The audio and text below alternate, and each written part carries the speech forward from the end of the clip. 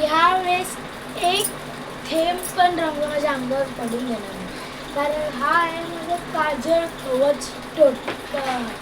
कोण पण रंग घेऊन आतमध्ये येईल, त्याचे हात होतील काळे आणि मग तो पळून घाबरून घरी जाईल.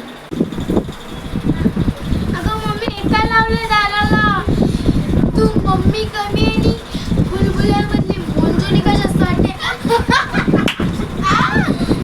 तू गप्पा बस.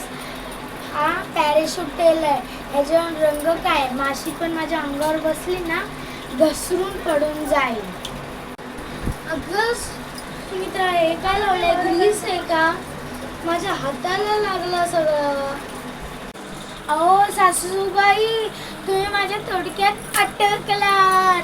आता गल्लीतले लोक तुम्हाला बघून हसतील आणि ठेटस काढतील.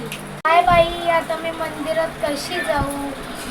लोक म्हणतील मुतारीला कोणतरी कोळशाच्या खाणीत टाकून आणलंय का?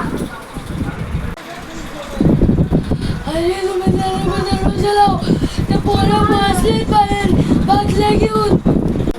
अगं सुने, हे घे, तू खूप कष्ट केलंयस ना, हे घे खास माझं आयुर्वेदिक उठणं. हे लाव, तुझे चेहऱ्यावरचं काजळ आणि अंगावरचं तेल एका मिनिटात निघून जाईल. सासूबाई, हे काय आहे? मला आरशात मीच दिसत नाहीये. आरशात चमकल्यासारखं वाटतंय काहीतरी.